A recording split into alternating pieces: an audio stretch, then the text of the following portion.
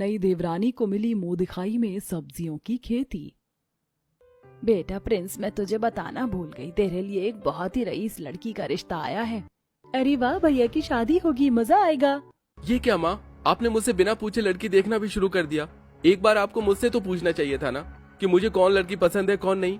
कौन पसंद है कौन नहीं का सवाल ही पैदा नहीं होता। तेरी शादी उसी से होगी जिससे मैं कहूँगी। नहीं माँ, ऐसा नहीं है। मैं किसी और को पसंद करता हूँ और उसी से शादी करना चाहता हूँ। मैं उसके सिवा किसी और के साथ अपनी जिंदगी नहीं बसाना चाहता। अरे माँ जी, अगर देवर जी ने किसी लड़की को पसंद किया है तो वो लड़की सुंदर और अच्छे परिवार से ही होगी।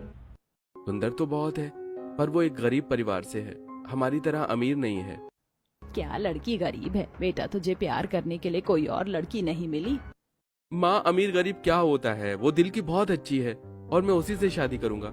अगर आपने मेरी शादी मेरी मनपसंद लड़की से नहीं करवाई तो मैं सुसाइड कर लूंगा। माँ जी, देवर जी के हाव ताव देखकर तो लगता है देवरानी जी ने अपने बस में कर रखा है इन्हें। मेरी माने तो माँ जी, देवर जी की शादी उनकी मनपसंद लड़की से ही करवा दीजिए।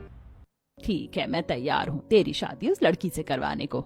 अब प्रिंस अपने कमरे में आकर खुशी खुशी फोन पर बात करके करुणा को बताता है। वहीं दूसरी तरफ रानी, मम्मी, बड़ी भाभी, आप लोग तो बहुत जल्दी मान गए भैया की शादी उस गरीब लड़की से करवाने के लिए। क्या सच में अब वो गरीब लड़की इस घर की बहू बनेगी?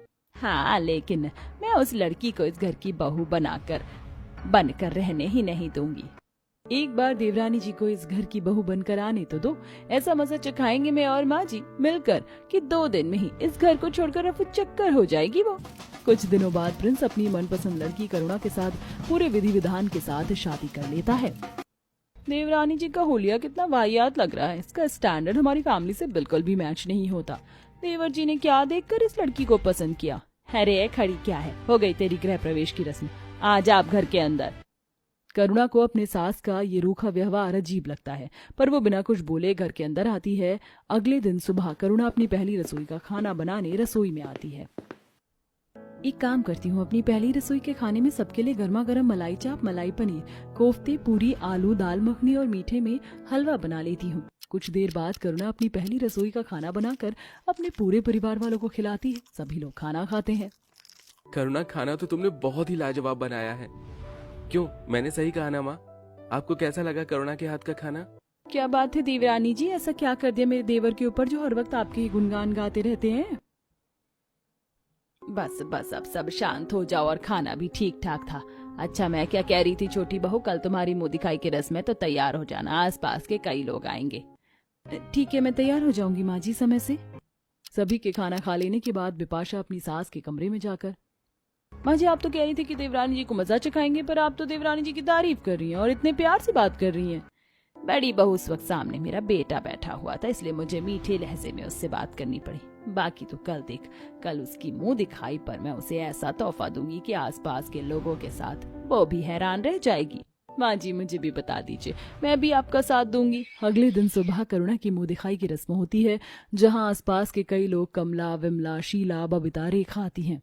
क्या बात है कल्याणी, तेरी बहू तो बहुत खूबसूरत है, एकदम चांद की तरह। हाँ, सच में बहू खूबसूरत तो है। ये ले बहू, अपने मुंह दिखाई का नेक पकड़। और बहू, ये रहा मेरा नेक तेरी मुंह दिखाई पर। वैसे कल्याणी, तूने क्या दिया अपनी बहू को मुंह दिखाई के रस्म पर? अभी कुछ नहीं दिया, अब दूंगी। चल बहू, घर के बाहर आ जा। आप लोग भी आ जाइए। चलिए देवरानी जी, मैं आपको बाहर तक ले चलती हूँ। सभी लोग आंगन में आते हैं। अरे ये माँ जी मेरी मुंह दिखाई का तोहफा देने के लिए मुझे आंगन में क्यों लेकर आई हैं? वहीं कल्याणी आंगन में रखे कुदाल को उठाकर अपनी बहू के हाथ में देती है। ये ले बहू, ये है तेरी मुंह दिखाई की रस्म का तोहफा। आज से तू इस आंगन में सब्जियों की खेती करेगी। तभी वहां पर बिपाशा अपने हाथों से सब्जियों में डालने वाले पानी का मयूर जग और रानी तरह तरह की सब्जियों के बीज के पैकेट करुणा के हाथ में देते हुए, ये लीजिए भाभी, ये रही अनेक तरह की सब्जियों के बीज जिसे आपको इस आंगन में खेती करके उगाना है। और देवरानी जी, मेरी तरफ से आपकी मुंह दिखाई का तोहफा, ये फव्वारे वाला पानी का मयूर जग। सब्जियों की खेती करने में आपको पानी की जरूरत पड़ेगी ना, तो इसी का इस्तेमाल करके आप सब्जियों की खेती करना। और ये बड़ा ही अजीब परिवार है, भला बहू को मुंह दिखाई की रस्म में कोई सब्जियों की खेती देता है? बेचारी बहू सोचती होगी कि मुंह दिखाई की रस्म में सुंदर सुंदर तोहफे मिलेंगे, लेकिन मिला क्या, सब्जियों का खेत।